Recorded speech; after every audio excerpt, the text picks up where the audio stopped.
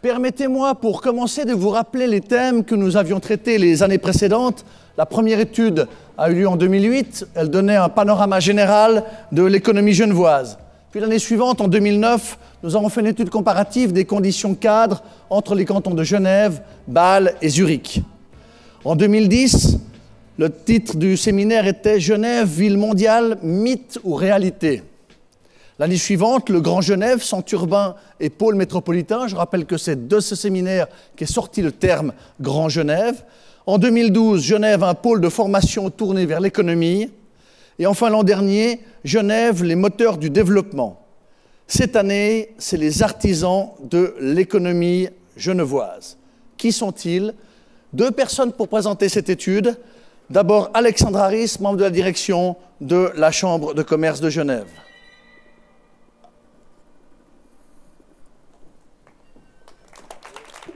Je vais passer les liens.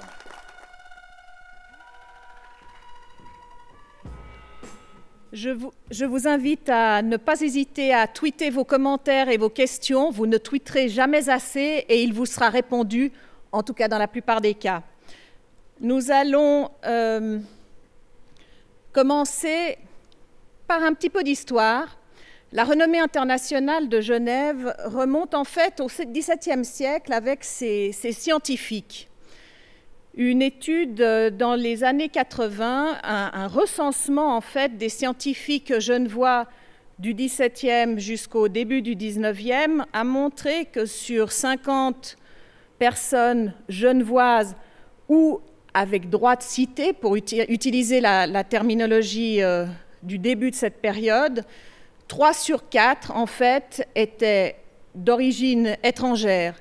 Alors vous voyez afficher quelques-uns des noms, ce sont des grands noms genevois, ce sont aussi des noms de rues naturellement. Vous voyez par exemple la famille de Candolle, dont le premier membre est devenu bourgeois de Genève en 1555. En fait, c'était des calvinistes de Provence, les Calandrini sont venus de Lucques, les Claparède sont venus du Languedoc.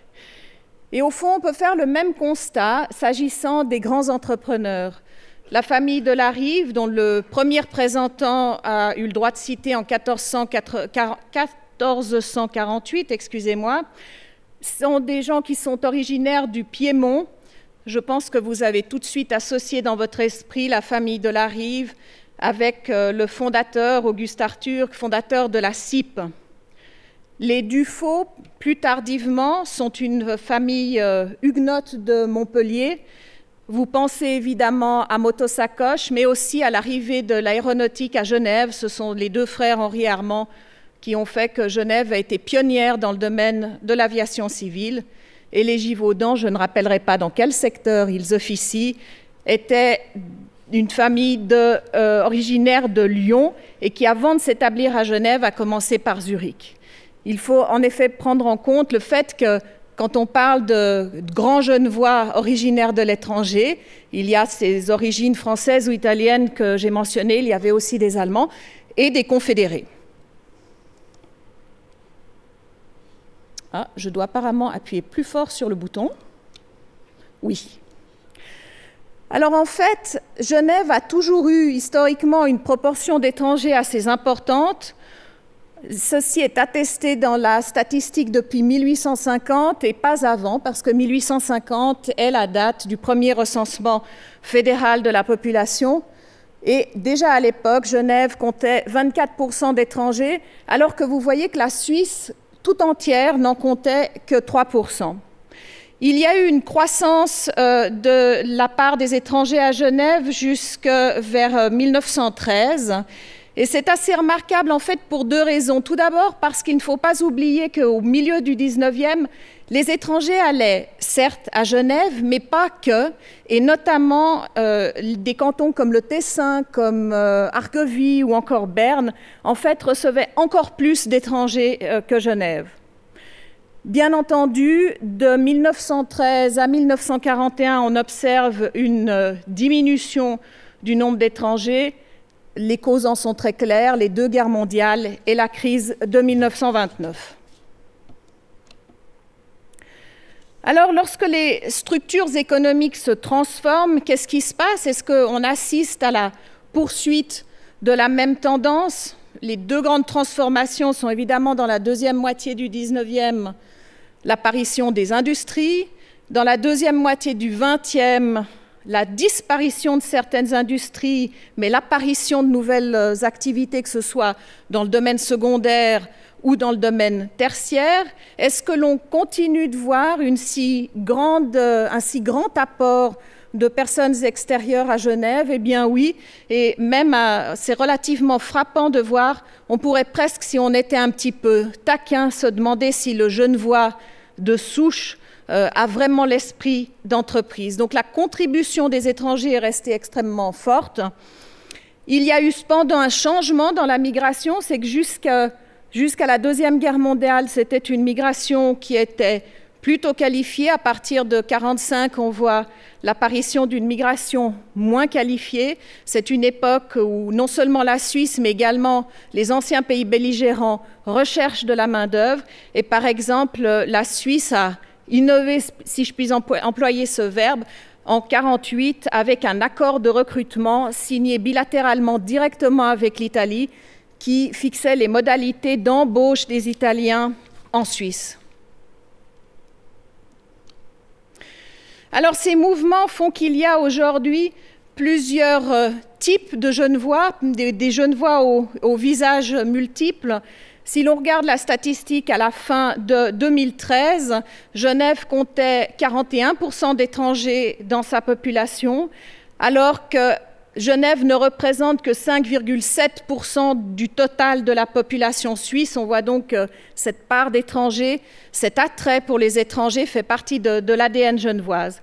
Les cantons qui ont été choisis et qui servent de comparaison sont des cantons qui tous ont une grande ville-centre, comme Genève, et vous voyez bien la différence de niveau entre Genève et Bâle ou Vaud et Berne, canton qui abrite la capitale fédérale. Je parlais d'ADN pour Genève, à telle enseigne que les rédacteurs de l'initiative Schwarzenbach en 1970 avaient d'emblée prévu que Genève ne pouvait pas rentrer dans ce quota de 10% d'étrangers, et ils avaient d'emblée dit que Genève aurait droit à 25% d'étrangers. Donc au fond, personne n'était étonné, même en 70, de la quantité, de la proportion d'étrangers ici. Alors cette multiculturalité à laquelle nous sommes habitués, que nous apprécions, en tout cas j'espère pour tous autant que nous sommes, elle se traduit à fin 2012 par 192 nationalités présentes à Genève et 28 nationalités qui comptent plus de 1000 représentants sur le territoire cantonal. Les 4 principaux groupes nationaux sont dans l'ordre, par ordre d'importance de leurs ressortissants, les Portugais, puis les Français, suivis des Italiens et enfin des Espagnols, qui ensemble constituent 50% de la population étrangère. Les 2 groupes venant immédiatement après sont les ressortissants du Royaume-Uni et de l'Allemagne. Il y a une chose intéressante à Genève, c'est que Genève concentre aussi pour beaucoup de nationalités une grande part de tous leurs ressortissants qui sont établis en Suisse. Alors ça ne veut pas forcément dire qu'ils sont nombreux en Suisse, mais ça veut dire que plus de la moitié d'entre eux sont à Genève. C'est le cas de la Bolivie, de l'Arabie saoudite et du Sénégal, pour prendre les 3 premiers. Ah ben voilà, désolée, j'avais oublié de passer la slide. Mais j'espère que mes chiffres étaient assez peu nombreux et clairs. Un des grands avantages de cette multiculturalité, c'est qu'un Genevois sur 4 est au minimum bilingue et dans bien des cas est multilingue. Alors naturellement, dans une économie comme la nôtre, qui est entièrement tournée vers l'extérieur, je vous rappelle qu'1 franc sur 2 est gagné hors de Suisse, c'est évidemment un avantage extrêmement important. 38% des Genevois ont une langue autre que le français au travail et 20% ont l'anglais comme langue de travail. On peut comparer ce chiffre avec le 40% de migrants récents qui ont l'anglais comme langue de travail. Et Hélène de Vos-Vuadens reviendra sur ce point tout à l'heure parce que c'est déjà un indice de comment la migration de ce début du XXIe siècle change un petit peu de caractéristiques. Dans une population qui vieillit, il faut bien voir que l'immigration régule en fait l'offre et la demande de main-d'œuvre, mais aussi de compétences. Ce qu'il est très intéressant de constater, c'est que le niveau de qualification des étrangers est toujours égal ou supérieur à 50%. Ça veut dire, alors ici nous avons pris deux exemples un petit peu dichotomiques, le maçon et l'expert comptable, mais ça veut dire que quelle que soit sa qualification, on a dans le secteur une large part d'étrangers. Cela se voit dans tous les secteurs, cela se voit pour tous les types d'activités. Il n'y a plus guère de niche véritablement nationale genevoise, je dirais. Éventuellement, on pourrait, en cherchant bien, désigner la poste, l'enseignement public secondaire et les bibliothécaires, où là, on trouve une majorité de ressortissants suisses. Si on regarde maintenant la part des étrangers en fonction des secteurs d'activité, on fait le même constat, donc il y a toujours en tout cas la moitié et au-delà de personnes qui sont étrangères. J'attire juste votre attention sur le fait que ces chiffres sont issus de l'enquête sur la structure des salaires, et cette enquête comprend les frontaliers, raison pour laquelle vous avez en marge l'indication de la proportion des frontaliers. Ceci nous donne une indication supplémentaire intéressante. On constate que la proportion de frontaliers est plus élevée dans les activités moyennement rémunérées. En fait, cela veut dire que Genève est trop chère pour attirer des personnes exerçant une activité moyennement qualifiée. La conséquence de cela, c'est que le niveau de qualification des résidents genevois est particulièrement élevé. Et ceci, à son tour, a une conséquence, c'est que lorsqu'une entreprise veut se développer ou s'établir à Genève, évidemment, Genève est très attractive parce qu'on peut trouver des personnes très qualifiées. Alors, est-ce que Genève est le seul endroit du monde qui soit comme ça un aimant pour cette main-d'œuvre hautement qualifiée? Eh bien non. Peut-être faut-il s'en réjouir d'ailleurs. L'OCDE a procédé à un classement au premier rang duquel vient l'arc lémanique, donc y compris Genève, mais c'est bien l'ensemble de l'arc lémanique qui est considéré comme un pôle d'attraction de compétences. Et vous voyez qu'au cinquième rang, il y a Zurich. Et Genève, si on prend uniquement Genève canton, Genève est le deuxième pôle d'attraction en Suisse, derrière Zurich, pour les personnes hautement qualifiées.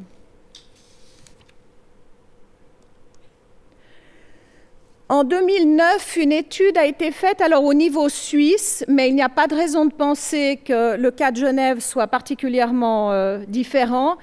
Une étude qui a essayé de catégoriser les types de travaux ou de secteurs où se dirigeaient plutôt les nouveaux arrivés hautement qualifiés. Alors, bon, vous voyez que la plus grande catégorie, le 50%, est en fait un fourre-tout de santé, culture, enseignement et sciences. Mais ce qu'il faut regarder comme chiffre, là, c'est le 23% de management. Ça veut dire que les personnes qui arrivent à Genève ne viennent pas, comme on pourrait parfois le croire, peut-être trop souvent le croire, ne viennent pas pour prendre des fonctions dirigeantes. Ce sont des gens qui vont réellement exercer une profession dans le tissu économique genevois.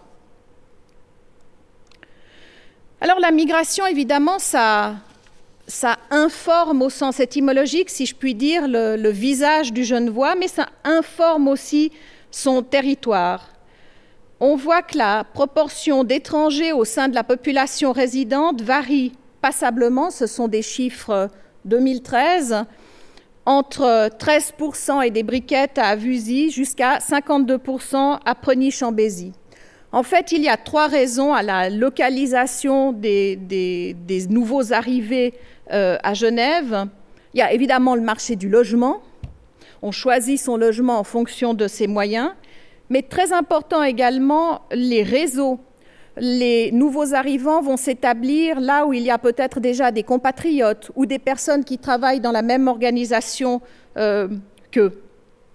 Et disponibilité du logement, mais également coût du logement, comme je l'ai mentionné. Alors on voit par ailleurs que le quartier de Cité-Centre ou Saint-Gervais-Champ-de-Poulet en ville de Genève ou encore Paquis-Navigation sont des destinations assez privées pour les étrangers nouvellement arrivés. On peut faire un autre constat sur le lieu où s'installent les personnes nouvellement arrivées, c'est la corrélation entre la formation, le niveau de formation et leur lieu d'habitation. Ainsi, la majorité, une bonne majorité, puisqu'il s'agit de 65% des étrangers domiciliés à Vendeuvre, jouissent d'une formation tertiaire. À l'opposé, la proportion d'étrangers au bénéfice d'une formation tertiaire dans la commune de Vernier est inférieure à 20%. Voilà pour amorcer le portrait de la migration et des nouveaux Genevois, oserais-je dire, d'aujourd'hui. Et maintenant, je vous laisse dans l'actualité avec Hélène de Vos-Uadens.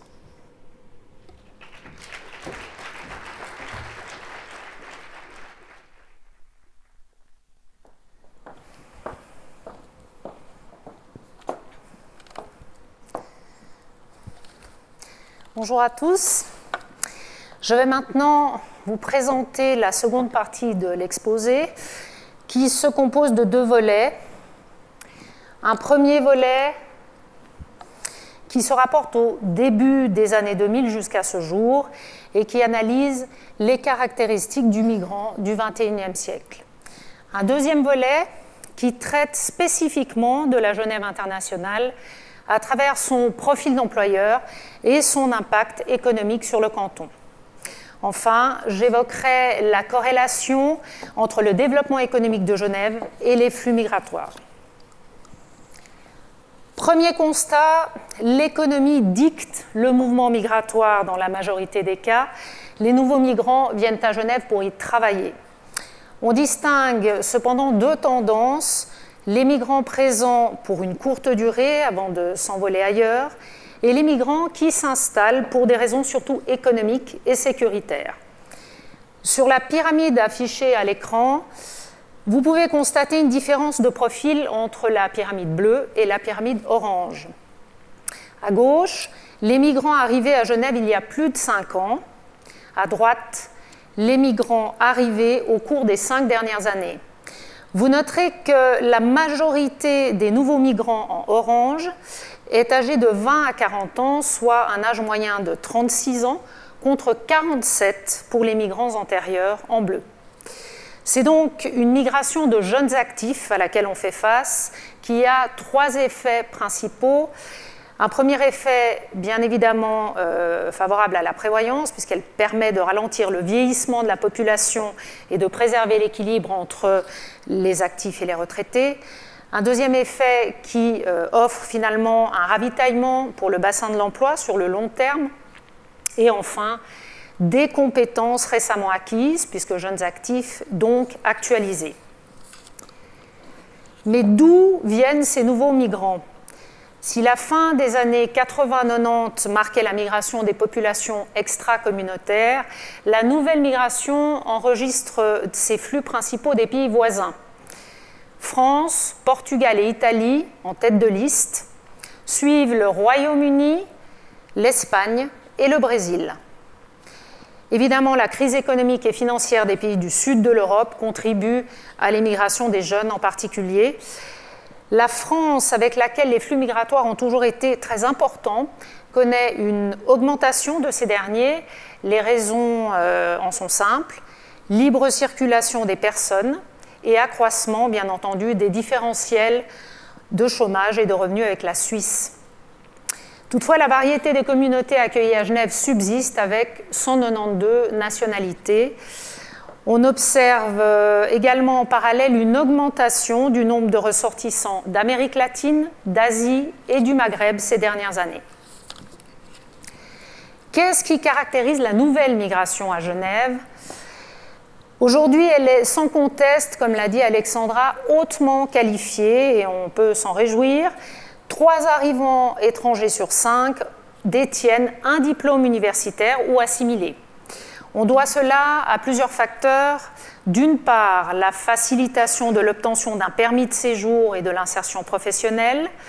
D'autre part, l'obtention d'un niveau de salaire en lien avec la formation. Et enfin, la spécialisation prononcée des activités de l'économie genevoise. Un phénomène que l'on observe d'ailleurs partout sur le territoire suisse. On notera en particulier l'évolution du niveau de formation chez les Italiens et les Espagnols, dont c'est une des clés pour fuir la crise économique. La proportion de diplômés estudiantins a doublé au Portugal, mais ce sont les Allemands et les Britanniques qui détiennent le record de diplômés universitaires, 80% des jeunes. Si l'on tend généralement vers une migration hautement qualifiée, les emplois moyennement qualifiés sont aussi plébiscités par les nouveaux migrants. Les domaines du commerce, du transport, de la restauration se taillent la part du lion à Genève, suivi des activités scientifiques et techniques, alors que dans d'autres cantons comme Bâle ou Zurich, ce sont elles qui prédominent. L'intérêt se porte aussi sur les secteurs de l'administration publique et de la santé, qui sont placés devant la finance et les assurances. Enfin, les secteurs de la construction et des industries manufacturières en vogue chez les étrangers établis à Genève depuis plus de 5 ans pèsent un peu moins lourd aujourd'hui, marquant la transformation de la main-d'œuvre du canton. Globalement, les migrants sont très souvent à l'origine de la création d'entreprises à Genève. Passons maintenant au deuxième volet, la Genève internationale, afin d'évaluer le poids économique des sociétés multinationales, des organisations internationales, gouvernementales ou non, et des entreprises nationales. Une enquête menée par la Fondation pour Genève en 2013 a permis d'éclairer cet apport au canton. Il faut savoir que cet apport représente 100 000 emplois pour l'économie genevoise et affiche un véritable gap entre les entreprises multinationales et les organisations internationales. Ainsi, l'âge moyen des employés d'entreprises multinationales est d'environ 40 ans, contre 43 dans les organisations internationales. Les employés de multinationales travaillent en moyenne depuis 13 ans à Genève et plus de la moitié déclarent vouloir y rester plus de 10 ans, tandis que les missions sont beaucoup plus courtes dans les organisations internationales. 42% des collaborateurs de multinationales ont suivi tout ou partie de leur formation à Genève, contre 12 dans les organisations internationales. Et enfin, la présence de personnel anglophone est plus marquée au sein des organisations internationales que dans les multinationales, contrairement à ce qu'on pourrait penser parfois. L'enquête de la Fondation pour Genève a également mis en exergue la très faible différence qui existe entre le recrutement de personnel longue durée, passeport suisse et permis C, et la main-d'œuvre courte durée, permis B et L. En effet, la proportion des employés longue durée dans les entreprises nationales, 60%, est tout à fait proche de celle des entreprises multinationales, 59%. La population d'origine suisse atteint 44% dans les multinationales et 42% dans les entreprises nationales. Du côté de la formation, les multinationales affichent une demande très importante de personnel hautement qualifié dans le tertiaire notamment. 51% des employés le sont, contre 31% dans les entreprises nationales. En matière d'encadrement, les multinationales recrutent davantage de cadres supérieurs ou moyens, 20%, surtout à l'étranger, tandis que les sociétés suisses affichent 15% de cadres. Un élément qui confirme la pénurie de personnel qualifié dont souffre le canton.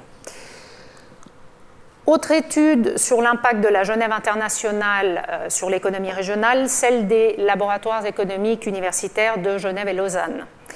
L'impact direct pour le canton, soit la création de richesses par la valeur ajoutée des activités multinationales et internationales, y compris les impôts générés, s'élève à 12,4 milliards de francs.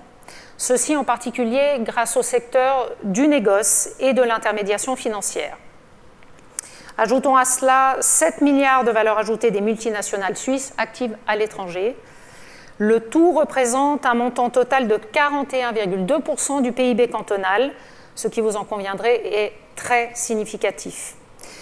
L'impact indirect, soit les dépenses locales de sociétés internationales et de leurs employés, s'élève, lui, à 5,7 milliards, dont 3,4 dus aux multinationales étrangères et 2,2 dus aux multinationales suisses.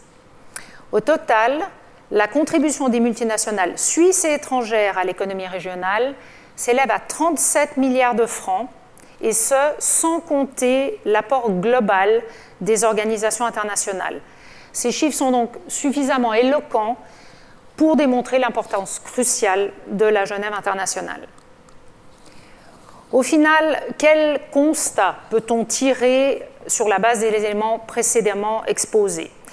D'abord, plus que toute autre région de la Suisse, Genève a bénéficié des flux migratoires importants au cours de toute son histoire.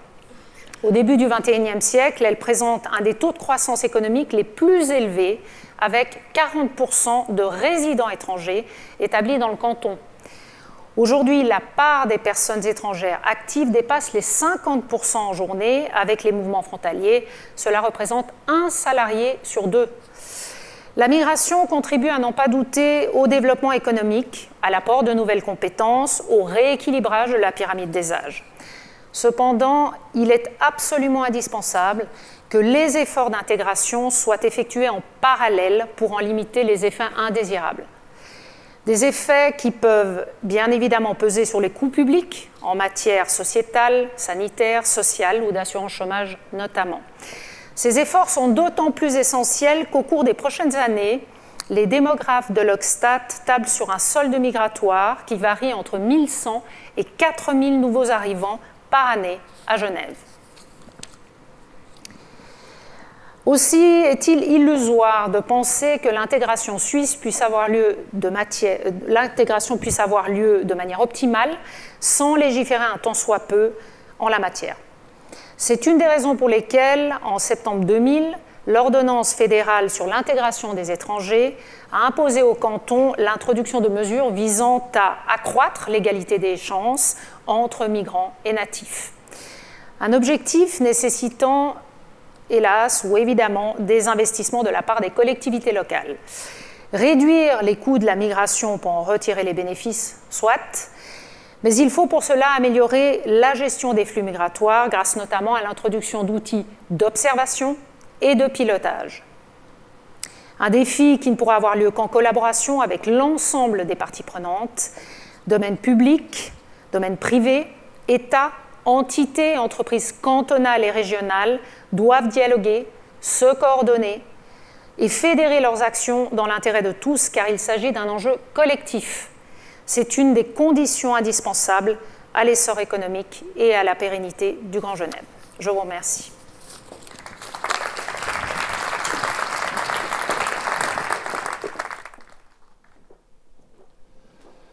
Merci, mesdames, pour ce... Elle part avec la manette, alors on est mal barré, là. Merci, mesdames, pour cette présentation. Mesdames et messieurs, vous aurez tout le loisir de compléter les informations que vous avez reçues, bien sûr, en lisant cette brochure. On va passer maintenant à la deuxième partie de cet après-midi avec la table ronde. Et je vais présenter les trois personnes qui vont y participer. Tout d'abord, Madame Josée Bélanger, associée gérante de Tomorrow SARL, double nationale, canadienne et suisse. Elle a été formée au management à l'université de son Canada natal. Entrepreneur depuis 1990, elle était cofondatrice et co-directrice de Simco Marketing et Communication. Aujourd'hui, elle a été donc créatrice en solo de Tomorrow, Tomorrow Marketing et Design. Elle est également chargée de cours en marketing, entrepreneuriat et innovation à la HEG de Genève. Je vous prie, madame, de pouvoir prendre place. Prenez le fauteuil qui se trouve au milieu. Ensuite, monsieur Jean-Claude Gandur, président de AOG, nationalité suisse, né à Grasse, en France, avec des racines familiales russes en Ukraine, du côté maternel, mais des racines familiales en Italie du côté paternel, avec une partie de l'enfance passée en Égypte, actif notamment dans le domaine de l'énergie. On dit de vous que vous avez un flair exceptionnel pour les affaires.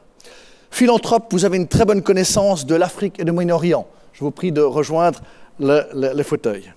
Et enfin, monsieur Martin Velasco, administrateur, président de Ancova, entrepreneur et business angel, spécialiste dans l'informatique, les dispositifs médicaux et les biotech. Vous êtes né au Pays Basque espagnol. Vous avez fait des études en 1972 à l'EPFL et ensuite un MBA à l'Institut européen d'administration des affaires de Paris. Soyez le bienvenu. Prenez place. Merci. Bonjour. Bonjour, un plaisir.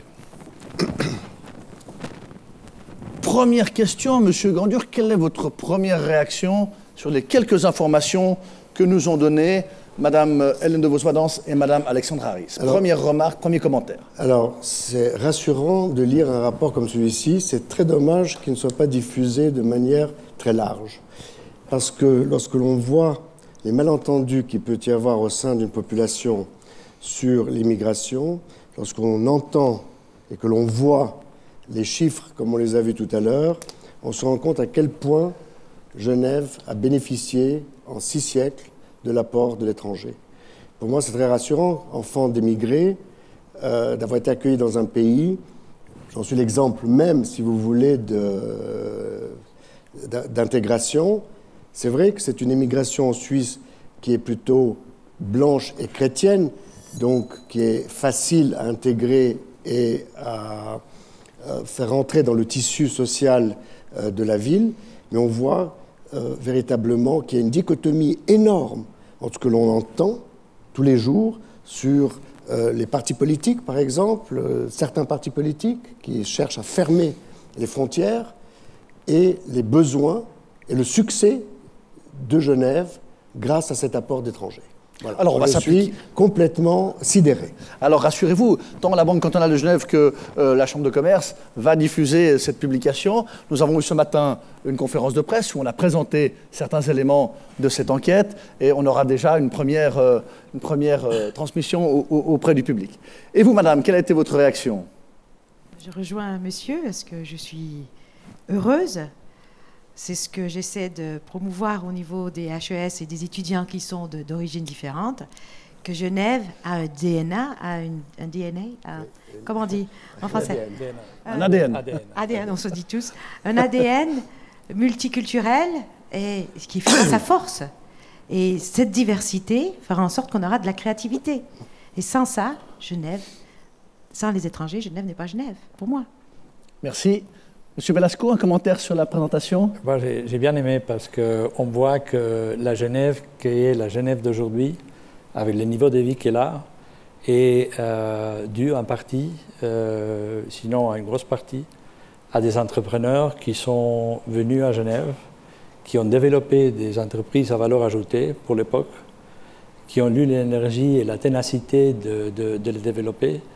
Et que, ma foi, c'est très clair qu'en étant ouvert, on arrive à attirer du talent et que cette étude montre bien qu'il faut rester ouvert et qu'il faut aller dans cette direction. J'avais juste une petite chose qui me manquait à l'étude, qui m'a été donnée par la dame qui a présenté la dernière chose. Je me disais, en lisant l'étude, où sont les conclusions? Et on les a vues juste lors de la dernière présentation. Donc, c'est bien. Merci. Alors au fond, Madame Bélanger, qu'est-ce qui vous a amené en Suisse quand on étudie, quand on est au Canada? Qu'est-ce qui vous a amené? Qu'est-ce qui vous a attiré à Genève et en Suisse? Bon, j'aimerais dire, pour les gens qui ont peur des étrangers, que tous les étrangers ne veulent pas venir en Suisse. Je suis un cas où je ne voulais pas venir en Suisse. Je travaillais pour le Procter & Gamble au Canada, j'ai rencontré mon amoureux et j'ai déménagé à Genève avec Procter & Gamble. Bon, j'y suis pas restée.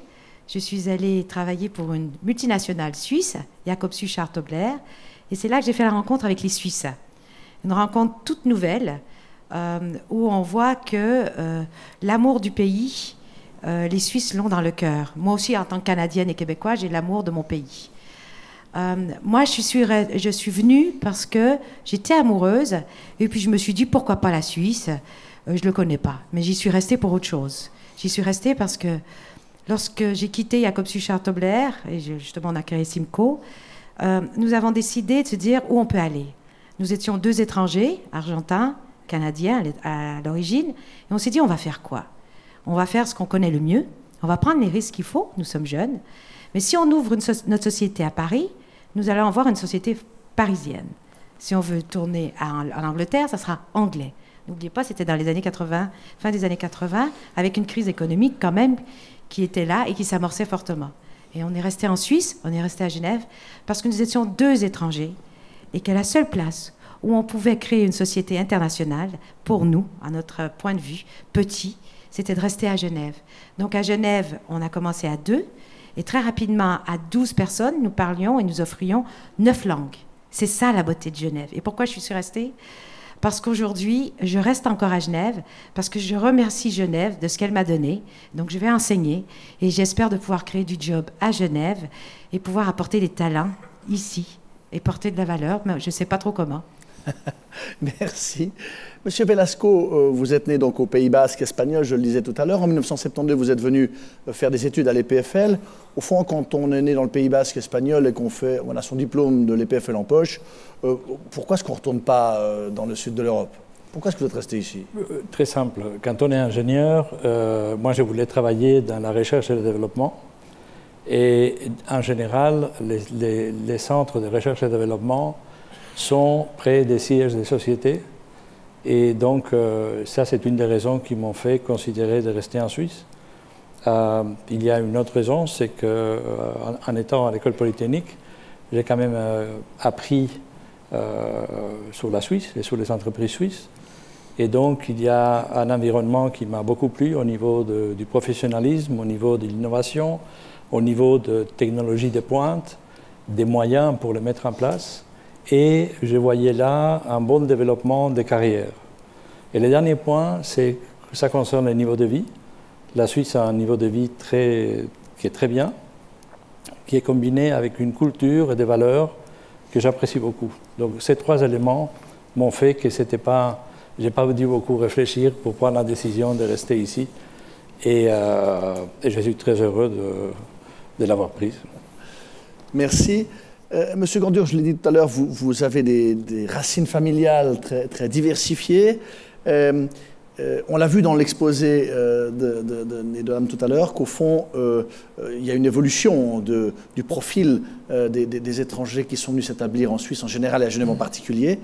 Est-ce que vous avez le sentiment qu'aujourd'hui, à la fin de l'année 2014, Genève et la Suisse, toujours une terre d'accueil, ou est-ce qu'il y a une érosion de cette notion d'accueil? On est plus sur le plan moral maintenant que sur le plan économique. Vous me demandez quand même de prendre une position par rapport à mes concitoyens et du durcissement, je dirais, du propos qui existe malheureusement entre les couches de société. C'est très difficile, vous savez, de prendre une position très tranchée sur le problème. Je pense que fondamentalement, en Suisse, du fait de la diversité des origines, déjà le fait qu'il y a 3 langues, une religion à 2 composantes, catholiques et protestants, a obligé la population d'origine à trouver un modus operandi et un modus vivendi qui était acceptable par la majorité des gens. Donc je pense que, si on revient à l'ADN, ce sont des valeurs qui ont été défendues depuis 1291 et qui se sont amplifiées. Mais nous savons très bien que chaque fois qu'il y a une crise, chaque fois qu'il y a un malaise, il y a un repli d'une population, et ce n'est pas quelque chose qui est propre à la Suisse. Ce n'est pas un phénomène national helvétique. C'est partout. C'est haro sur l'étranger. c'est le premier qu'on veut mettre à la porte en étant persuadé que tous les problèmes vont se résoudre parce qu'il est la cause du problème. Lorsqu'un parti politique à Genève monte au créneau en disant « nous ne voulons plus de transfrontaliers », est-ce qu'il se rend compte à la fois du mal psychique qui est fait au sein d'une population qui est quand même fragilisée par une crise qui n'en finit pas, et si elle n'est pas en Suisse, elle est tout autour de nous, mais des conséquences que ça va avoir dans la relation personnelle et sociale entre les différentes communautés. Moi, je vois dans ma société, nous sommes quand même 58 nationalités. 58 nationalités. Toutes les religions sont représentées. Et ça n'a jamais posé de problème. Parce qu'effectivement, le cadre social, le cadre économique permet de contenter tout le monde. Alors, avec 3%, je lisais les statistiques, 3% de chômage national, un peu plus de 4,5%, je crois, à Genève. Évidemment, nous sommes des grands privilégiés. Pour le moment, la tension n'existe pas, mais je crains que les démons se réveillent dès qu'on les active. Et il faut être très prudent de ne pas jouer avec les sentiments des gens.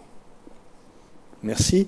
Vous êtes un business angel, vous rencontrez donc beaucoup de porteurs de projets. Cette fois, on ne va pas regarder les étrangers, on va regarder les Suisses, les Genevois. Est-ce que vous avez l'impression que les Genevois, pure souche, je ne sais pas s'il y en a, Mme Ries a dit qu'il n'y en avait presque plus finalement, puisque ceux qui avaient des noms à consonance genevoise, on voit qu'ils viennent d'ailleurs. Mais enfin quand même, est-ce que les Genevois ont toujours l'esprit entrepreneurial? Puisqu'au fond, on a vu aussi dans les chiffres de tout à l'heure qu'on avait beaucoup d'étrangers qui venaient créer des entreprises à Genève. Donc est-ce que vous avez encore le sentiment qu'il y a dans la population genevoise, indigène, l'esprit entrepreneurial qui est forte? Là aussi, il faut savoir à quel niveau on se situe. Je constate que dans le commerce des matières premières et surtout le minier, le domaine minier n'a jamais été une grande spécialité suisse. C'est-à-dire, je crois, je ne veux pas vous dire de bêtises, mais je pense être un des tout premiers à avoir véritablement développé une société pétrolière purement à capitaux suisses. Donc, vous voyez, il a fallu commencer entre 1900 et 1994 pour arriver à ce résultat. Donc, ce n'est pas une tradition. En revanche, il est clair que dans tout ce qui est l'excellence technique, je pense que la puissance intellectuelle et de travail, que ce soit le genevois ou le suisse, en règle générale, est toujours là. C'est clair. Elle est très, très recherchée à l'étranger. Et alors vous, M. Velasco, même question, vous êtes aussi proche de ces créateurs d'entreprises, de ces gens qui sont porteurs d'idées. Est-ce que vous avez aussi une réponse à cette question? Est-ce que dans les Suisses en général, mais les Genevois en particulier, on a toujours cet esprit d'entreprise? Moi, je rencontre au niveau ici en Suisse et à Genève, au niveau des entreprises dans les domaines des sciences de la vie, de la technologie, de la finance, du luxe. Il y a des entrepreneurs, beaucoup d'entrepreneurs, mais je pense qu'on n'a pas suffisamment d'entrepreneurs. Je pense qu'on doit développer beaucoup l'esprit entrepreneurial parce que nous sommes dans un environnement où nous sommes en train d'observer des changements structurels qui risquent de mettre en question très rapidement des acquis de longue date sur lesquels nous avons développé notre bien-être et notre niveau de vie. Et la finance est quelque chose qui, au niveau de Genève, nous touche d'une façon assez proche. Et je crois que pour essayer de garder un niveau de vie pour nous, mais surtout pour nos enfants, nous devons prévoir et avoir plus d'entreprises à valeur ajoutée. Et pour faire ça, il faut qu'on développe beaucoup plus l'entrepreneuriat. Et l'entrepreneuriat, non seulement pour l'entrepreneur patron d'une entreprise, mais étant donné que l'environnement bouge très vite, on devrait tous avoir un sens d'entrepreneur, quelle que soit l'activité qu'on fait, parce qu'on ne sait pas quel va être le futur. Et je pense que ça, c'est quelque chose dans lequel il faudrait investir au niveau de l'éducation, au niveau d'un certain nombre de choses pour développer l'entrepreneuriat. Mais revenons à cette notion du genevois. Pour vous, comment vous décrivez le genevois typique? Il n'y a pas de Genevois typiques. Je crois qu'il y a énormément de Genevois qui ont des caractéristiques différentes. Et disons, je pense que je ne suis pas les mieux placés pour analyser les différents segments de Genevois. Mais pour moi, il n'y a pas de Genevois typiques. Alors, Mme Bélanger a réagi. On va lui poser la même question. Oui, oui, mais très bien. On va lui poser la même question. Moi, j'essaie. Je crois que le Genevois est vraiment typique, mais au terme de perception. Je pense que je pourrais résumer le Genevois par 4 formes de liberté. Ce Genevois a 4 libertés. La première liberté, il a la liberté d'aller venir. Ce qui est unique à Genève, vu notre situation, on a une libre circulation. On a une deuxième liberté, la liberté de créer. On l'a vu, parce qu'on a des qualités, on a des gens d'exception quand même, mais on a une troisième qualité, une troisième liberté à Genève qui fait que Genève est différent, c'est qu'on a la liberté d'être différent à Genève. Et ça, c'est extraordinaire. Ce n'est pas une question d'intégration, mais c'est une question aussi d'inclusion. Et puis la quatrième liberté que les Genevois ont, et qui est unique à Genève, c'est la liberté de râler. Ça, c'est extraordinaire. On l'a vu hier. Et on l'a vu hier. Et pourtant, je vais vous dire une chose, j'ai marché dans la rue hier, je n'ai pas vu de Genevois râler. Donc, les TPG, il faudrait qu'ils fassent attention. Merci. Je regarde ma tablette, c'est pas par manque d'intérêt des propos de nos orateurs, c'est pas non plus pour suivre la finale de la Coupe Davis, elle commence que demain, mais c'est bien pour voir si vous posez des questions. D'ailleurs, je pourrais demander à la régie de mettre les données techniques pour pouvoir éventuellement poser des questions par Twitter. Je ne l'ai pas vu sur l'écran, c'est marqué quelque part. Enfin voilà, donc c'est juste pour voir s'il y a des questions qui arrivent. Alors, Monsieur Gondur, on va poser la même question. Pour vous, le Genevois typique, comment on le décrit, ce Genevois typique? Est-ce qu'il a une fibre? Je suis un Genevois typique. Vous êtes un Genevois typique. Moi aussi. Donc il vient de l'étranger. Voilà, ni plus ni moins qu'un autre. Nous sommes 3. Avec nos diversités et nos acquis personnels, nous formons ce tissu social qui se perpétue. Le Candolle du XVIe siècle devait raisonner de la même manière. Sinon, à partir de quel moment, sinon nous rentrons nouveau dans un débat moral que j'essaie d'éviter, c'est à partir de quel moment doit-on se sentir suisse, sinon étant la première génération suisse, moi je me sens parfaitement suisse. Je ne me pose même pas la question quand je me réveille le matin. Alors, Madame Bélanger, vous êtes chargée de cours dans le domaine de l'innovation. Est-ce que vous avez l'impression que la Suisse dispose d'assez de talent en la matière, en comparaison à la région de Canada dont vous venez? J'évite les comparaisons, mais ce que j'aimerais dire, c'est qu'il y a des talents partout. Et il y a des très bons talents. Mais il va falloir les découvrir, ces talents. Moi, ce que je pense, c'est que où sont ces talents? Premièrement, comment j'ai défini, moi, ces talents, c'est ceux qui ont qui ont des passions, qui ont beaucoup d'énergie et qui prennent des risques. Or, il faut dire une chose que moi, j'enseigne, et je découvre que la Suisse n'a quand même pas la culture au niveau de l'enseignement de faire prendre des risques aux jeunes. C'est pour ça que je suis allée enseigner quelque part. Bon, je prends mon bâton de pèlerin et j'essaie de faire pousser les murs à ces jeunes qui ont envie, ils ont envie de faire quelque chose et ils ont des talents, mais il faut leur faire découvrir leurs propres talents.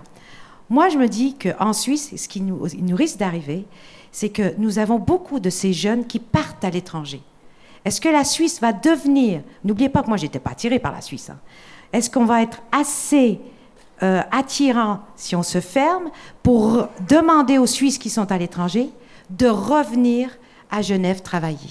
Posez-vous cette question. Moi, j'ai mes 2 enfants à l'étranger. J'en ai un qui a fait l'université d'Oxford, l'autre à Harvard. Est-ce qu'ils auront envie de revenir? Et je me pose tous les jours. Je ne vais pas créer un job pour eux. C'est parce que moi, je l'ai créé moi-même. Mais je crois qu'ils ont les talents pour venir aider Genève. Mais est-ce qu'on sera assez attractif si on ferme les barrières? Non. Nous devons laisser cette liberté, ces 4 libertés que nous avons à Genève, pour que ces gens reviennent demain matin. Je pense que les talents de demain sont partout. Mais ils sont partis aussi beaucoup. On a envoyé beaucoup de nos jeunes étudier à l'extérieur, bravo, et il faut qu'on les fasse revenir. Ça veut dire que la Suisse, qui est souvent classée en tête, qui apparaît dans les 2-3 pays, ou souvent premier d'ailleurs, dans les classements des pays les plus innovants, ce phénomène va subir une érosion dans les années qui viennent si on continue à fermer ou à avoir peur? Je pense que M. Ebichère a déjà dit qu'il y a des risques. Si on ferme nos portes, je crois que aucun pays, et je pense que M. Gandour a dit exactement, nous ne sommes pas le seul pays à vouloir fermer les portes, c'est tous les pays. Vous vous souvenez, après le 11 septembre aux États-Unis, on a fermé les portes des grandes universités. Ils s'en sont mordus les doigts quelques années après, puisque les universités sont allées dans les autres pays aussi. Certaines qui avaient fermé les portes n'ont pas fait. Je crois qu'il faut regarder ce qui s'est passé ailleurs et réaliser qu'on a beaucoup plus à perdre qu'à y gagner. Et je pense que c'est un discours émotionnel. Il y a certains partis qui se sont pris à faire peur aux gens et à jouer sur les peurs des gens. Je veux dire, il y a tellement d'opportunités. Vous savez, en 1960, quand je suis née, il fallait aider l'économie. Aujourd'hui, ces jeunes sont là pour aider le monde, aider cette planète. Les défis sont énormes, que nous soyons basés à Genève, au Canada, partout.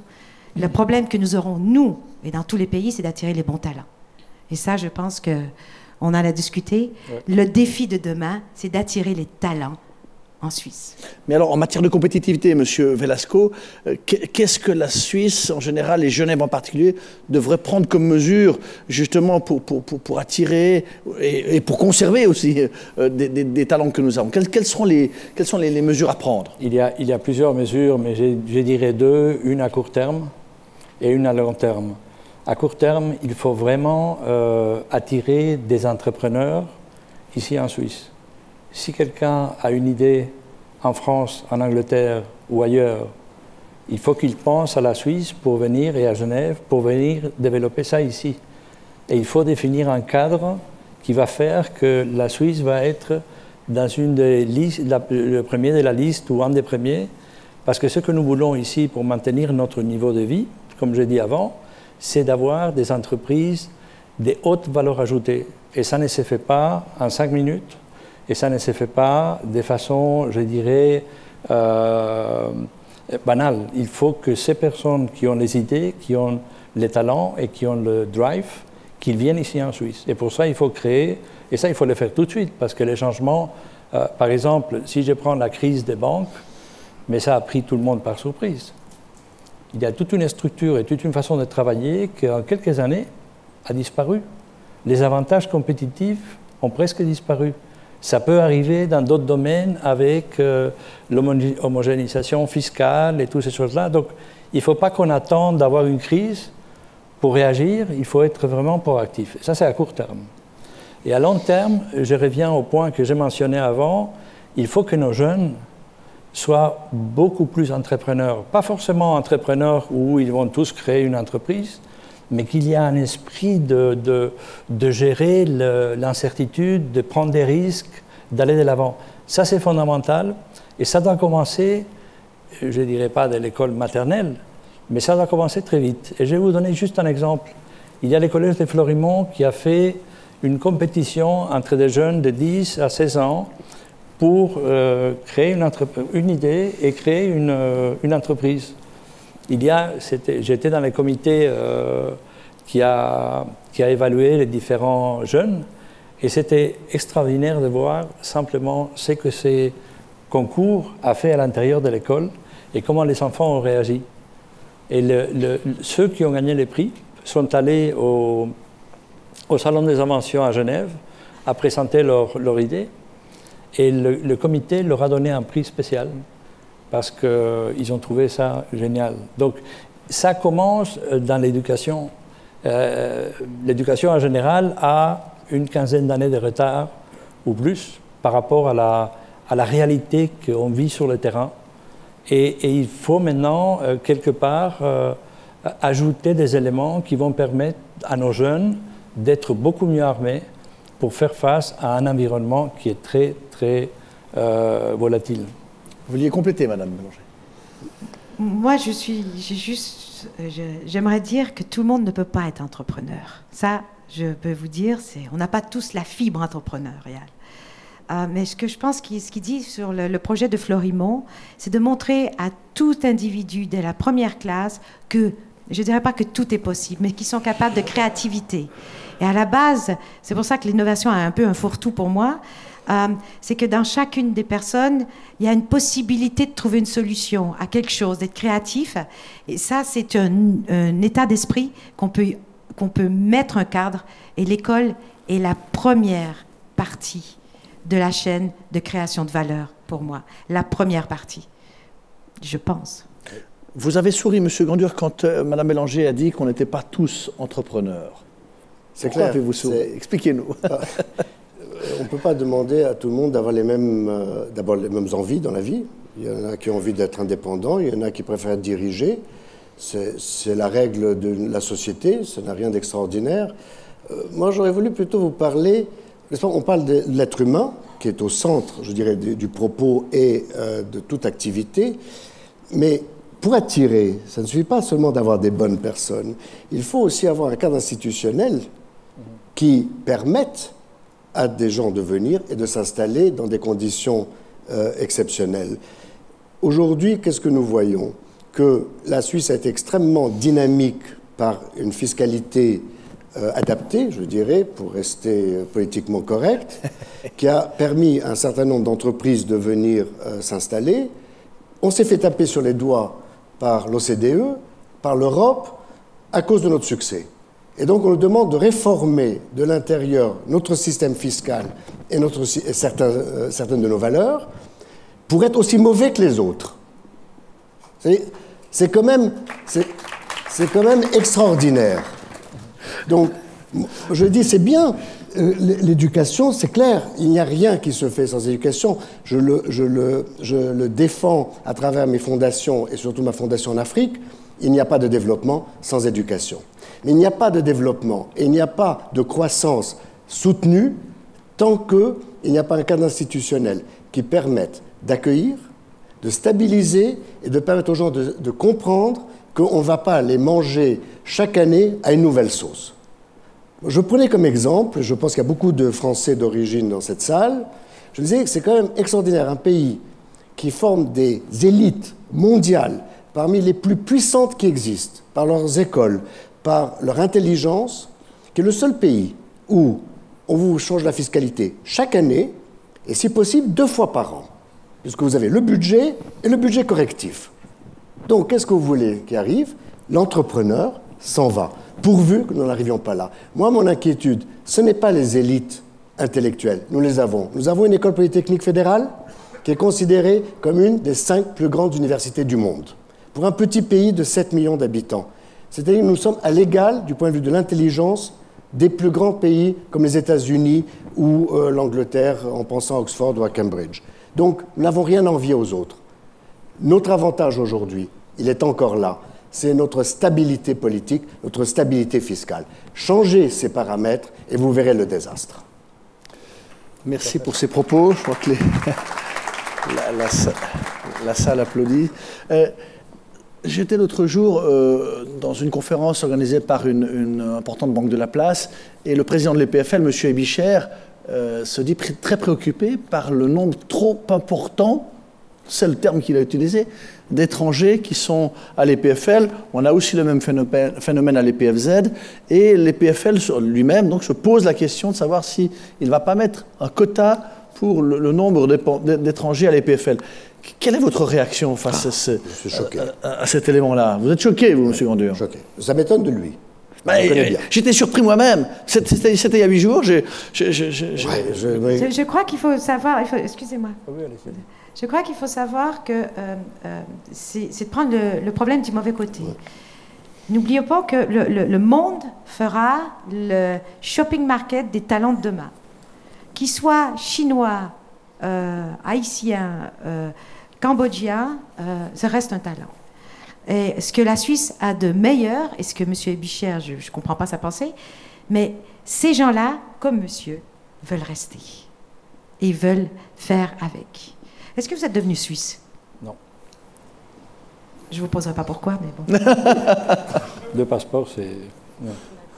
ça viendra. Et vous voyez, madame, mon père, qui a fait ses études en Suisse, comme médecin, docteur en médecine, qui est revenu en Suisse après avoir habité l'étranger, n'a jamais voulu devenir suisse, par attachement à ses origines du nord de l'Italie.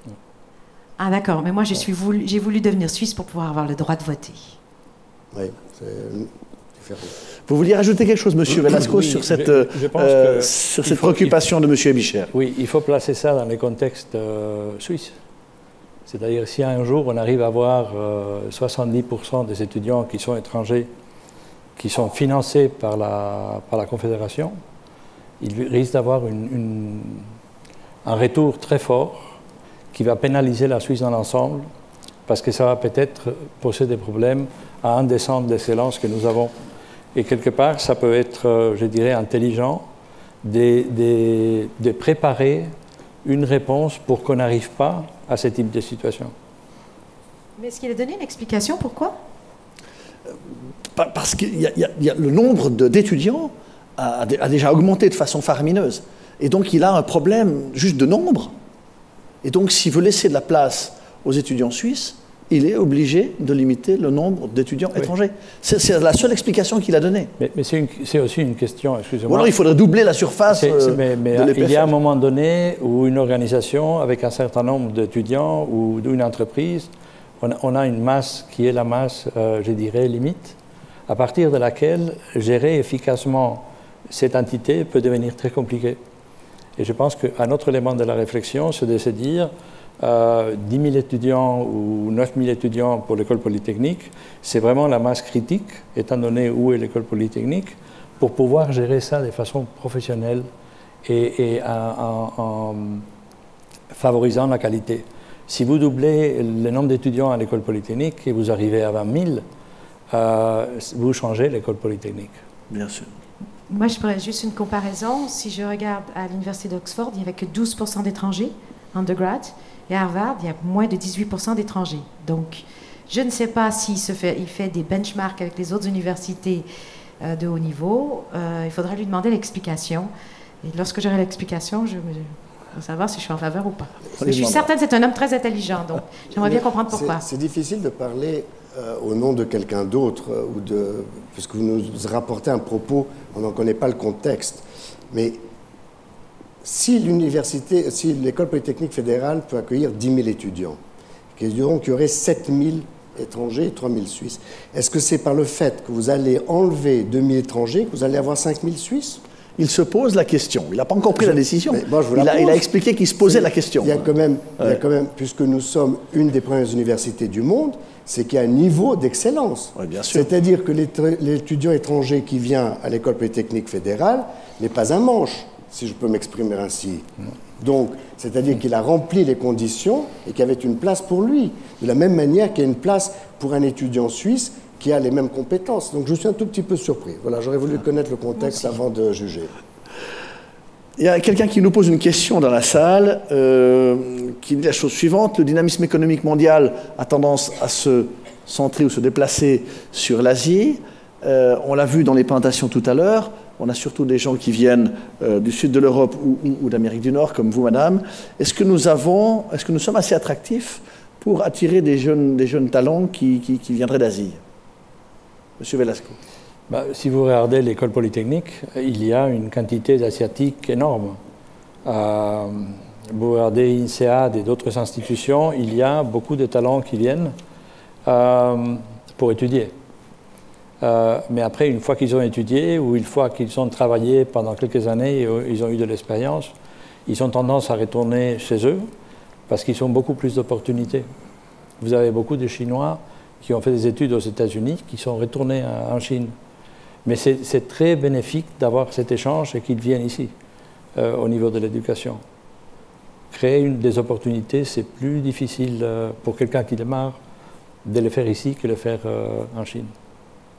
Je peux vous dire qu'il y a beaucoup d'admiration pour la Suisse en Extrême-Orient, le savoir-faire. Et comme vous savez, une des critiques que l'on fait aux Chinois, c'est d'être des imitateurs. Et donc, par notre savoir-faire, ils apprennent cette technologie de pointe qu'ils peuvent réadapter dans leur pays et qu'ils ne trouvent pas nécessairement, je parle bien ici de micro-précision, biochimie, de choses comme ça, très pointues, qu'ils ne trouvent pas dans d'autres pays. Merci de vous être prêté au jeu de mes questions. Maintenant, si vous êtes d'accord, on va voir s'il y a dans la salle, autrement que par Twitter, quelques questions à poser.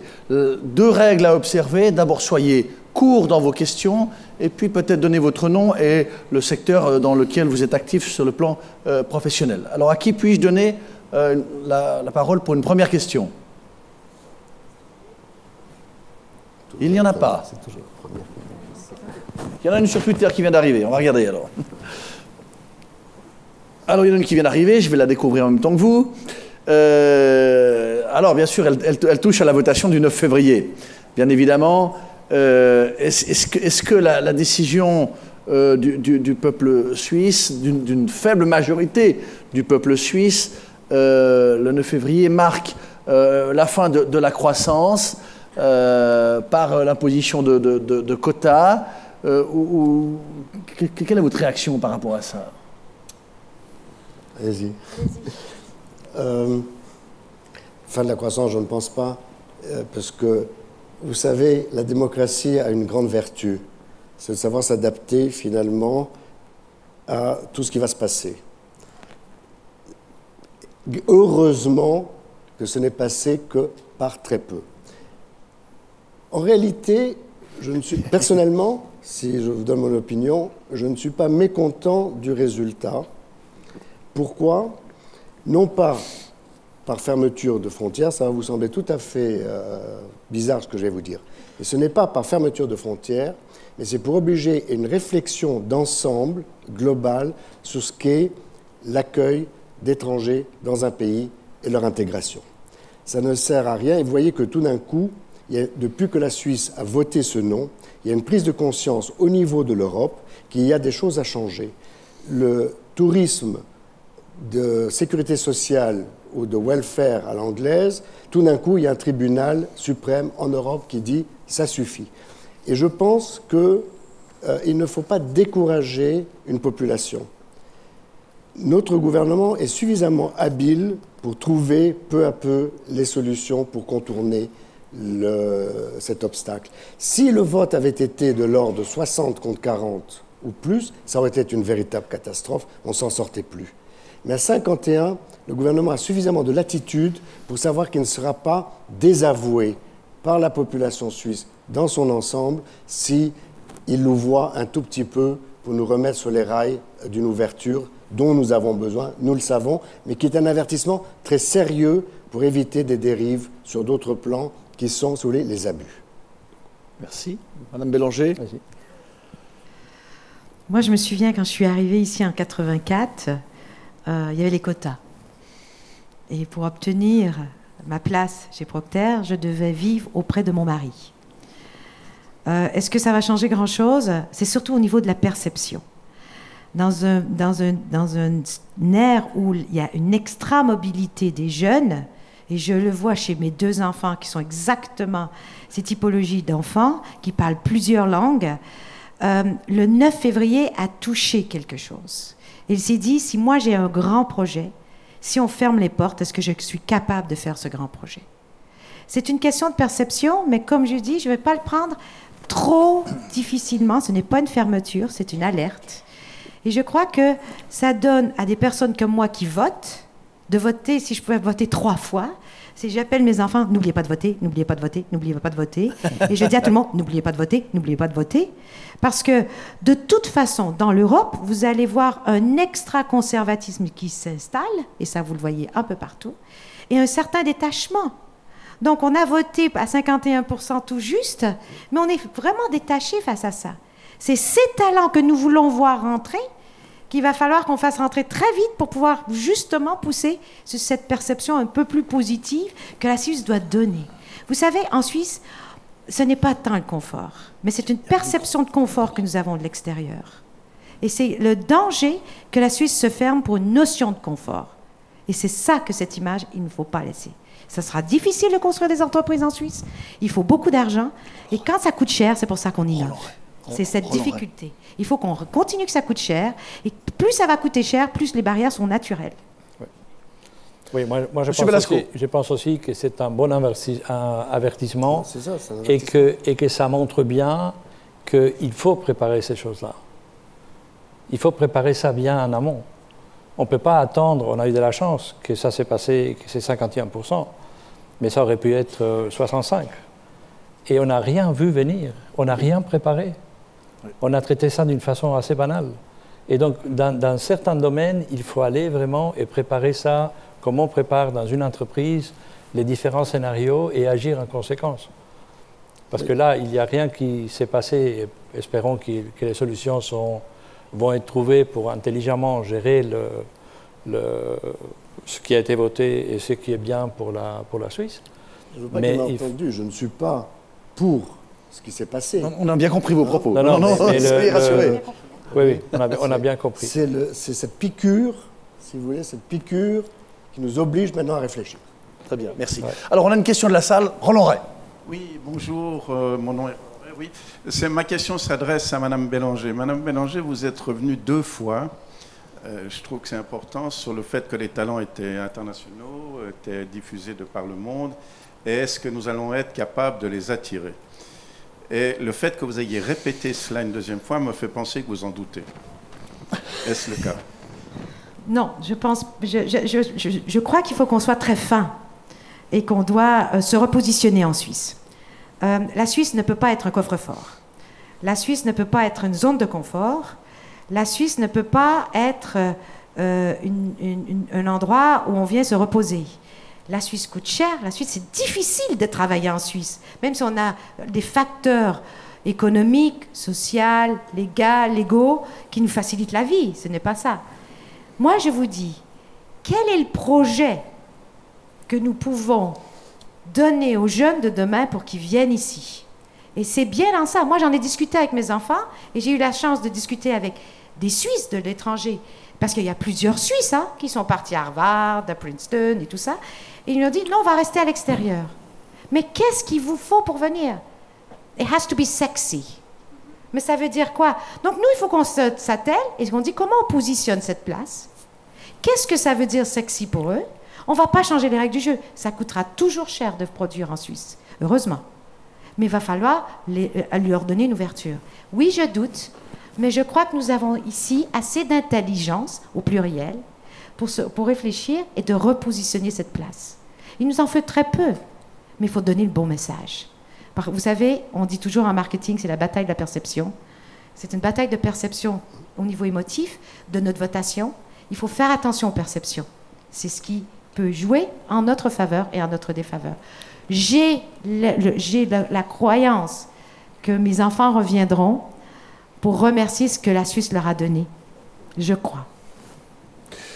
Voilà, est-ce qu'il y a encore une autre question dans la salle? Oui, là-bas, tout au fond, si on a le micro. Merci. Oui, bonsoir. Vous m'entendez? Oui, on vous entend. Oui, bonsoir, mon nom est Gémenaï, je suis travailleur social et je voudrais revenir sur les propos qui ont été tenus par rapport à trop d'étrangers à l'EPFL.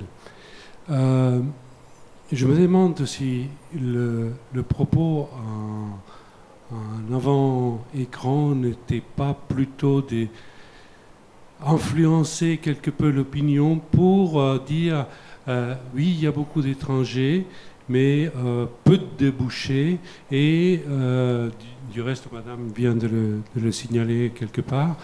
Et s'ils s'en vont, eh ben, la Suisse aura formé des gens qui vont probablement aider au développement ailleurs et ne va pas en profiter de toutes ces graines qu'elle a semées. Et je vous pose la question, est-ce que ce n'est pas ça le fond du problème, plus que le fait qu'il y ait beaucoup d'étrangers dedans?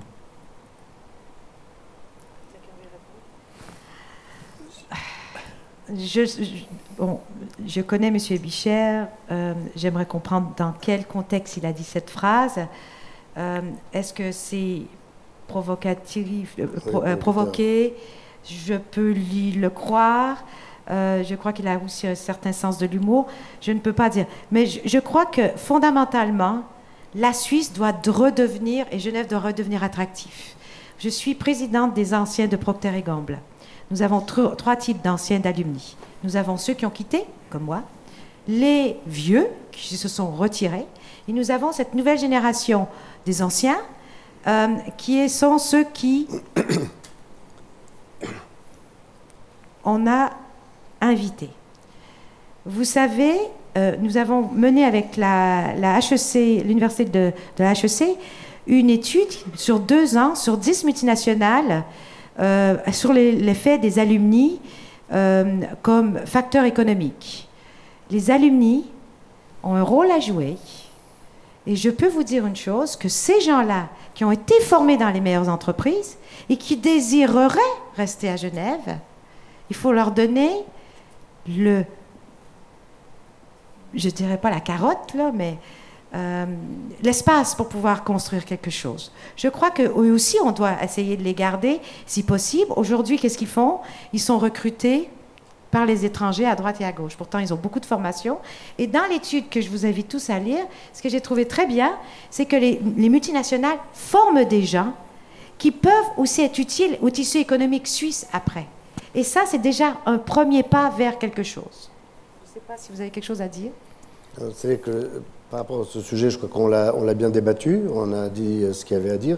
Moi, je ne crois pas que le fait qu'un Suisse parte à l'étranger, je vous rappelle qu'au XIXe siècle, la Suisse était tellement pauvre que le seul moyen de survie, c'était de partir à l'étranger et de trouver moyen de nourrir sa famille.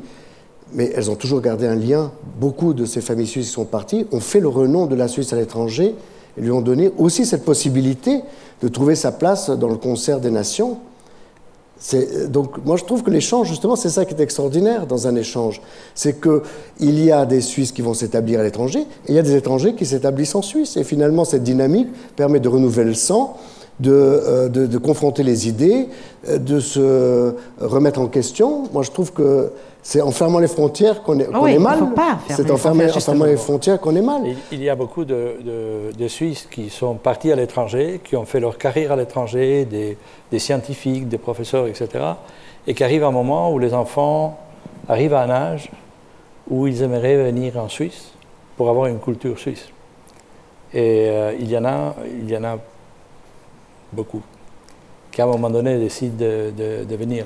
Mais pour la réponse au monsieur, si nous arrivons dans nos écoles à créer du talent, on doit lui donner aussi les moyens de pouvoir s'épanouir en Suisse et les garder autant que possible.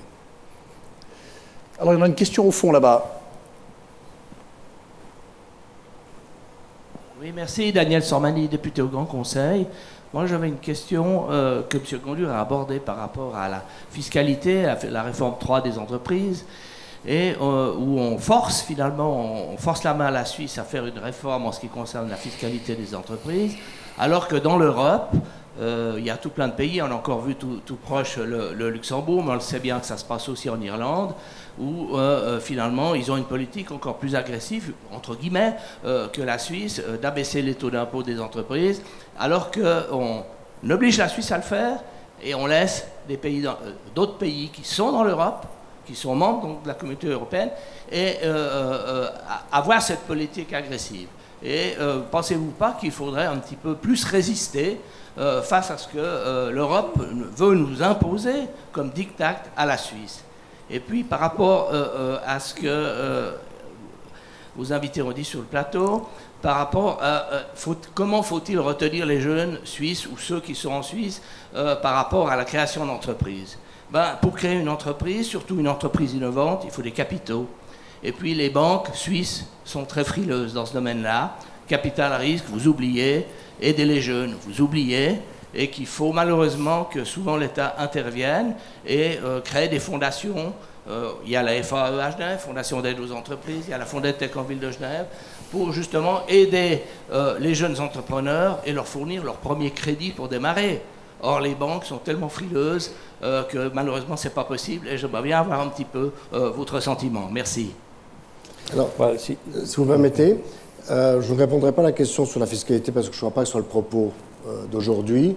En revanche, sur la question de l'aide par le système bancaire des jeunes entrepreneurs, je suis obligé, je crois, de partager d'une certaine manière ce que vous dites. C'est-à-dire que moi, j'ai eu des employés chez moi qui m'ont quitté après quelques années de service, qui ont voulu se mettre à leur compte et qui sont revenus 5 ou 6 ans après parce qu'ils n'avaient pas réussi à trouver les crédits alors qu'ils avaient des idées innovantes extrêmement pertinentes. Je pense surtout à un projet qui avait été monté, qui avait reçu plusieurs prix de culture pour couper le raisin. de façon beaucoup plus rapide, et il n'a jamais réussi à trouver les crédits bancaires pour développer le projet. Donc ça, je pense qu'il y a un problème, mais je ne crois pas que ce soit un problème particulier à la Suisse. Je pense que la frilosité des banques vis-à-vis du jeune entrepreneur, il veut d'abord voir ce qu'il sait faire. Et vous voyez, ça dépend aussi de la formation que vous avez reçue.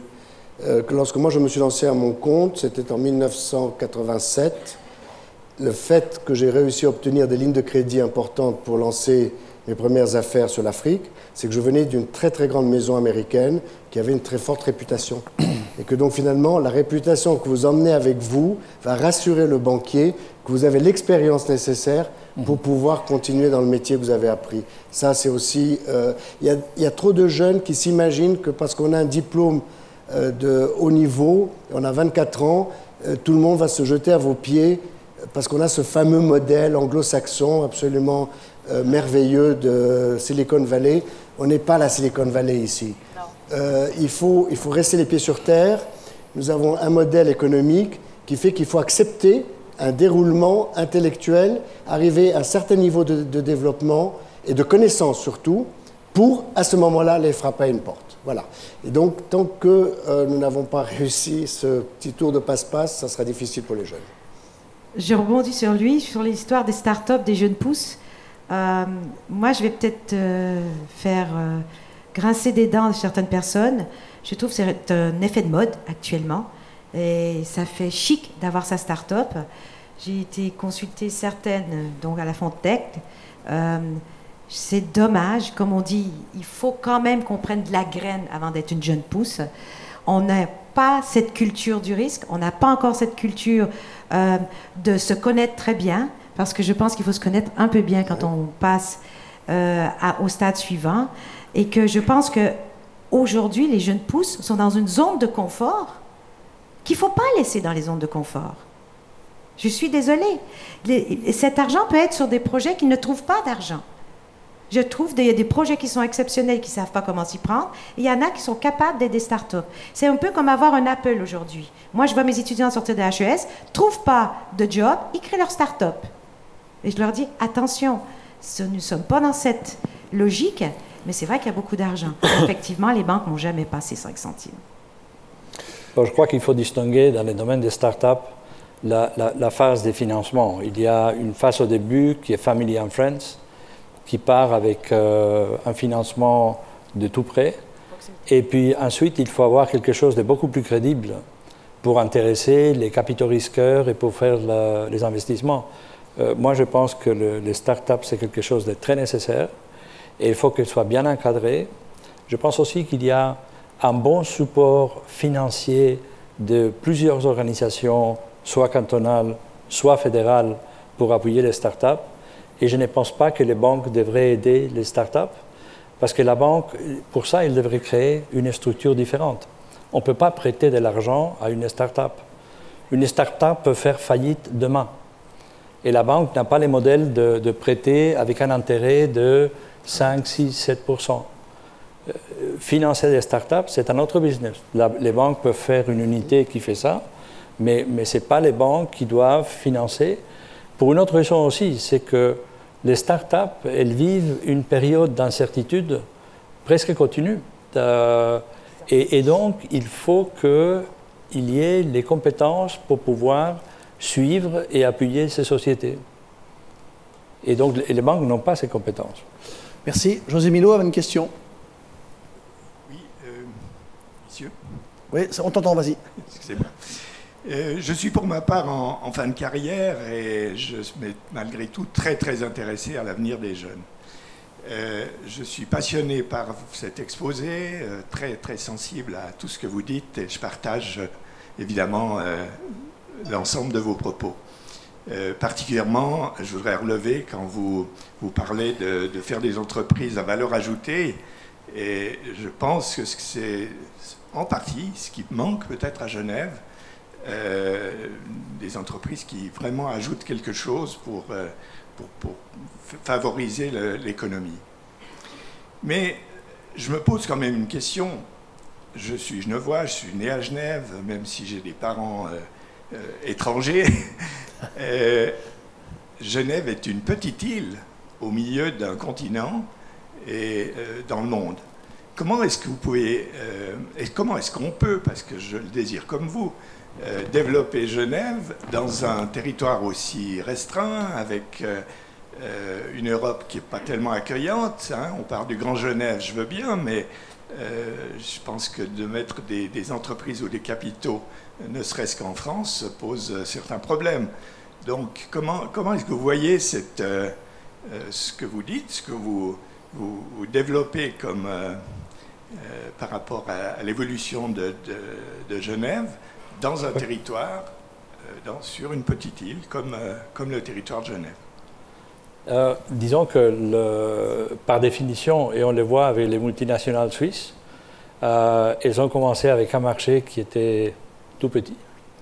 Et elles ont été les premières multinationales au monde, presque, parce qu'elles ont dû aller à l'extérieur. Donc, dès le moment qu'on crée une société en Suisse, une start-up, que ce soit dans le domaine des sciences de la vie, de la biotechnologie, la technologie tout court, on réfléchit au monde. On doit être ouvert depuis le début. L'inconvénient qu'on a, c'est qu'on n'a pas un marché national suffisamment grand comme une start-up aurait aux États-Unis. Mais si on commence depuis le début avec une vue de l'esprit où le marché est global et on établit les priorités entre les marchés objectifs, on peut aller de l'avant.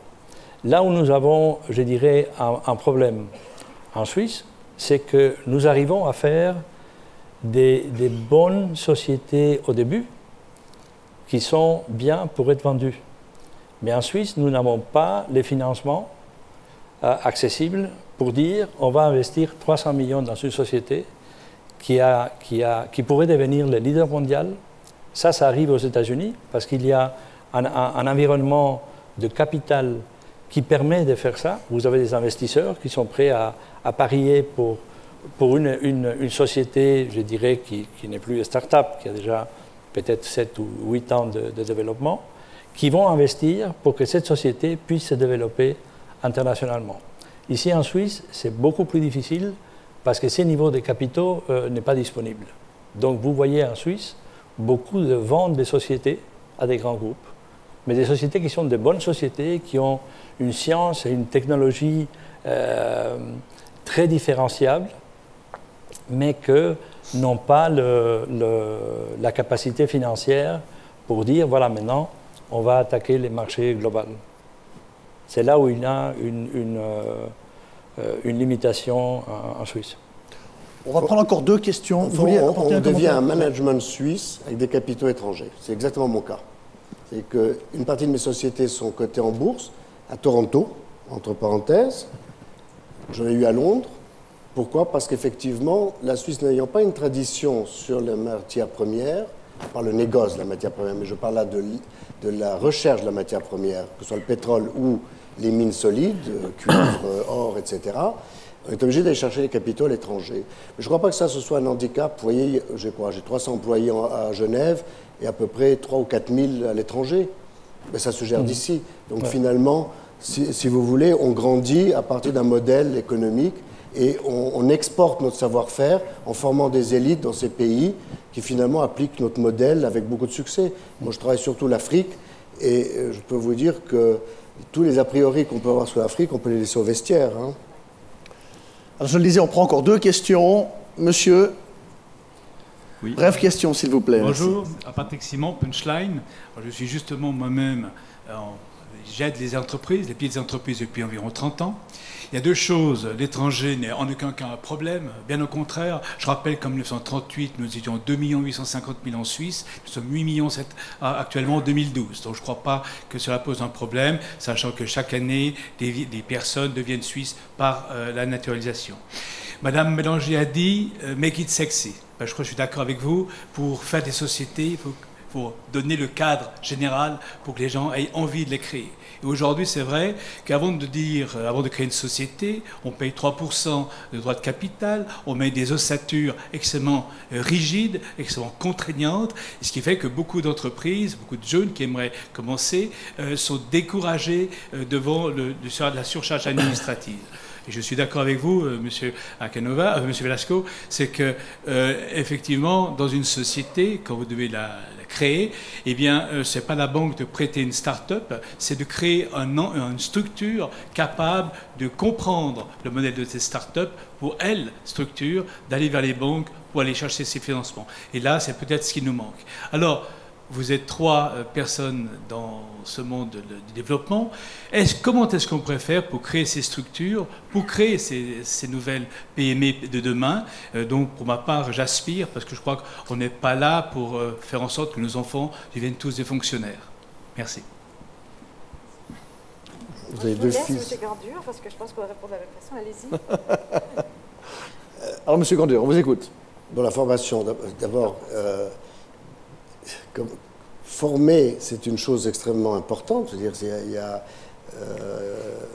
je pense que, par exemple, à travers les fondations, au fond, il y a un mécanisme qui existe déjà, mais surtout dans les pays anglo-saxons. C'est-à-dire que les anglo-saxons ont pris une énorme avance sur nous sur le risque capital. Ça, c'est quelque chose d'absolument essentiel à comprendre. C'est-à-dire qu'il faut qu'il y ait plutôt, dans le tissu économique de l'establishment en Suisse, des gens qui acceptent le principe du hedge fund avec le risque capital, ou le capital risque. Ça, tant qu'on n'y arrivera pas, c'est vrai que nous n'arriverons pas à créer des start-up de très haut niveau. Mais là aussi, c'est une prise de conscience à 2 niveaux. C'est-à-dire qu'il faut déjà que l'État accepte le principe de changement dans la législation qui nous entoure, de défiscaliser. Je suis toujours obligé de revenir à la fiscalité parce qu'on se rend très bien compte que la fiscalité a des incidences énormes sur la manière dont les capitaux s'investissent. Si vous mettez du capital à risque, vous voulez qu'au moins le risque que vous avez pris soit défiscalisé pendant un certain temps pour vous permettre d'accepter ce risque supplémentaire que vous prenez par rapport à d'autres personnes. Moi, je reçois, grosso modo, je ne crois pas que j'exagère, 3 demandes par semaine de jeunes qui m'envoient des lettres, parce qu'ils trouvent mon nom sur Internet, je suppose, parce que je ne les connais pas, qui me demandent si je leur prêterais de l'argent pour faire de l'agriculture, pour faire de la bioculture, etc. Moi, je ne suis pas équipé du tout pour ça, mais je me dis, s'il y a toutes ces demandes, pourquoi est-ce qu'un groupe de financiers ne se mettent pas ensemble, dont c'est le métier, de suivre un certain nombre de jeunes, et on sait ce que c'est. 10 entreprises, 5 vont rater, 3 vont vivoter, et 2 vont vous rendre multimillionnaires. C'est aussi simple que ça, ce sont des statistiques que vous retrouvez partout. Donc il faut en prendre au moins 10. Mais pour ça, il faut trouver des gens qui ont suffisamment de moyens pour soutenir 10 sociétés. Pour le moment, les structures, ni d'État, ni des fondations ne sont en place pour ça. Donc je pense que c'est une musique d'avenir pour le moment en Suisse. Pour le moment. Bon, il faut dire que les cantons les cantons de Genève et les cantons de Vaud sont en train de mettre un encadrement pour pouvoir aider ces sociétés. Ce n'est pas la même chose qu'aux États-Unis, mais ça permet à des étudiants ou à des doctorants qui sont en train de finir leurs études de commencer, d'avoir quelques fonds limités d'amorçage. Le point difficile, c'est que si vous êtes dans les sciences de la vie et vous êtes en train de développer une molécule, vous allez avoir une phase préclinique, une phase 1 clinique, 2 et 3, et ça peut durer une quinzaine d'années. Et donc, à un moment donné, c'est difficile de financer ceci. Dans tout ce qui est IT et tout ce qui est technologie, c'est beaucoup plus simple. Mais le point clé est le passage je dirais, des family and friends à trouver les premiers investisseurs professionnels qui vont accompagner la société et que ces investisseurs professionnels croient suffisamment dans la vision de la société et dans le management pour appuyer cette société tout au long du développement. Je dirais qu'en règle générale, si on a une très bonne idée et on a une bonne équipe de base, ils vont toujours trouver un financement. Oui, c'est vrai. Ça, c'est totalement vrai. Lui, il est dans le trading, lui, dans la biotechnologie. Moi, je suis dans rien. Je vends du service. Donc, l'investissement est vachement différent. Mais si on trouve une bonne idée, l'argent arrive tout seul. Ouais. C'est ce que je dis toujours à mes étudiants. Comment faciliter? Moi, je crois qu'au-delà de faire du business angel, où c'est très nécessaire, il faut faire du knowledge angel. Il faut vraiment accompagner. L'accompagnement, c'est... il y a du savoir, il y a l'accompagnateur et il y a l'entrepreneur. Et dans l'accompagnement, il y a la formation.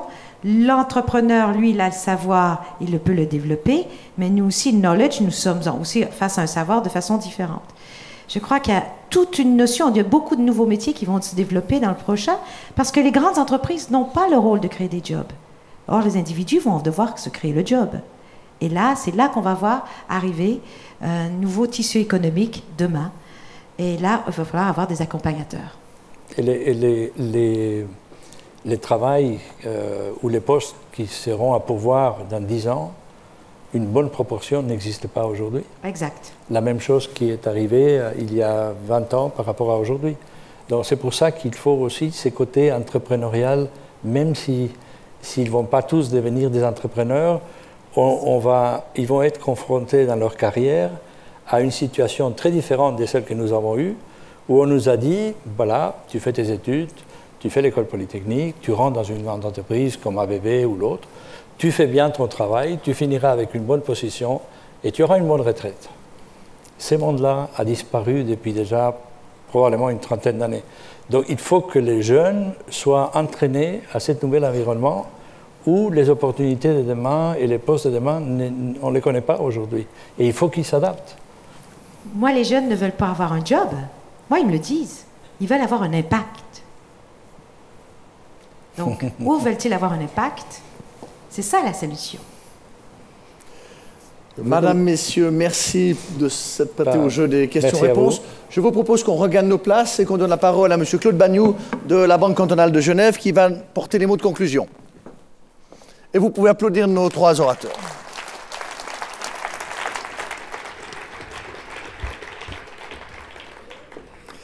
Alors, quel art difficile celui de la synthèse, après ce moment que je qualifierais d'entre parenthèses, quelle opportunité, quel clin d'œil de prendre le temps d'une analyse objective entre le vote du 9 février et celui de fin novembre.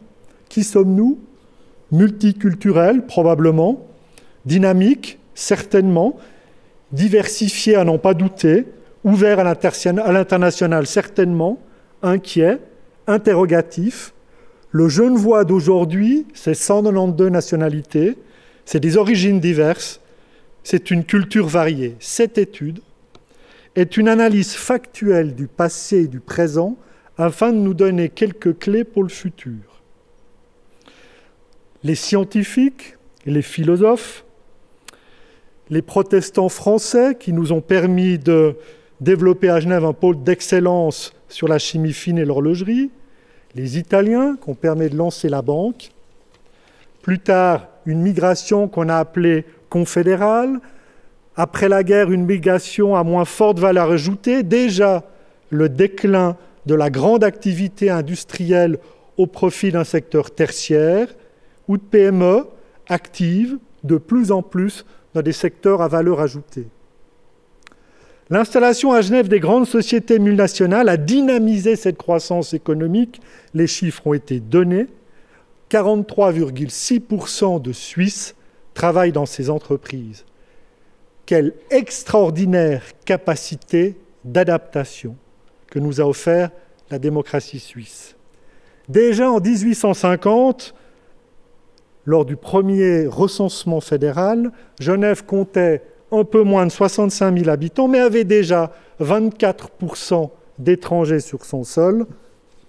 Aujourd'hui, 49,9%, supérieur à Bâle-Ville, 34, Vaud, 32, Zurich, 25, Berne, 14. À Genève, la part des salariés de nationalité étrangère dépasse 50% dans tous les secteurs économiques. Genevois aux multiples visages, 192 nationalités, et le panel brillant que nous avons eu dans la discussion l'illustre. Un collaborateur sur 4 parle plusieurs langues, pour une économie qui est résolument tournée à l'international. Je rappelle que ce qui distingue le PIB genevois par rapport au PIB suisse, c'est que nous sommes exposés à 50% à la zone dollar, 50% à la zone euro, quand la Suisse est à 70% à la zone euro et 30% à la zone dollar. Aujourd'hui, qu'est-ce que nous apprenons? Les migrants sont jeunes, sont très formés, sont très mobiles. Ils vont impacter la formation, ils vont impacter la prévoyance, ils vont impacter l'évolution socio-culturelle. Oui, Madame Bélanger, Cupidon va probablement encore frapper parmi ces jeunes. Une des raisons de cet appel d'air est le déséquilibre économique entre le chômage, le pouvoir d'achat entre les pays qui nous entourent. Le déséquilibre est aujourd'hui un des éléments sur lesquels il nous faudra également réfléchir. Nous avons tout à gagner d'avoir des voisins qui se portent bien. Les migrants sont très souvent les créateurs d'entreprises. Les multinationales, les organisations internationales, les multinationales suisses contribuent très fortement à la valeur ajoutée genevoise. Je crois qu'aujourd'hui, plus personne n'en doute. La force de notre économie est en même temps sa faiblesse. Les enjeux, l'équilibre, les déséquilibres, l'intégration, la formation, l'aménagement du territoire, de digérer la nouvelle économie cognitive, cette intelligence de réseau qu'il faut aller capter partout et la faire valoriser sur Genève, les pôles de compétences, biotech, sciences de la vie, faculté de sciences de l'Université de Genève, EPFL. Genève est une grande place d'arbitrage, Genève est une place importante pour le financement des matières premières. Certes, la fiscalité est importante, mais ces pôles de compétences sont également des enjeux nécessaires. Madame José Bélanger-Simico, vous avez parlé de diversité, vous avez parlé de créativité. Sans les étrangers, avez-vous dit, Genève n'est pas Genève. Sans étrangers, il n'y a pas d'international, et c'était dans votre cas sans compter sur le coup de pouce de Cupidon. Monsieur Jean-Claude Gandur, ne pas jouer avec le feu. En période de crise, ne pas jouer avec les sentiments, avec l'émotion. On peut être un grand entrepreneur et baser ses valeurs sur de l'émotion. Monsieur Velasco, l'école polytechnique, un environnement, de l'innovation, un niveau de vie, vous avez parlé d'une culture des valeurs, fait que vous êtes resté en Suisse et vous êtes un basque entrepreneur en Suisse. Les défis, développer l'esprit de Genève, l'esprit d'entreprise, la capacité d'adaptation. Qu'est-ce que nous montre cette enquête? C'est qu'au travers du temps, nous avons réussi, et la démocratie nous a aidés, à nous adapter à une évolution. L'excellence, l'éducation, la formation, développer des pôles de compétences. Madame Bélanger, encore, vous avez parlé de 4 libertés, la liberté d'aller et venir, la liberté de créer, la liberté de râler, c'est vrai que celle-ci on la revendique, et la liberté d'être différent. Vous avez parlé d'une capacité d'inclusion. Enfin, la stabilité. Vous avez parlé de stabilité politique, je la revendique. La stabilité fiscale, j'en rajoute une 3e, la fiscalité juridique. Je vais citer un entrepreneur de 48 ans, français, écrivain, qui se nomme Cédric Banel. Il faut être mobile, curieux, cosmopolite. La rigidité, autrefois pôle de stabilité, est devenue aujourd'hui mortelle. Vive les entrepreneurs, vive les entreprises genevoises, vive la Chambre de commerce.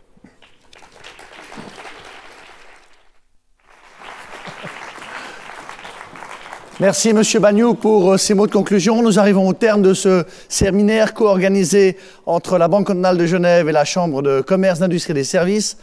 On va maintenant quitter cette salle. Je vous prie de ne rien laisser dans la salle et on va réouvrir les portes à 17h50 parce qu'à 18h précise commence la partie de l'événement économique. Merci et à tout de suite.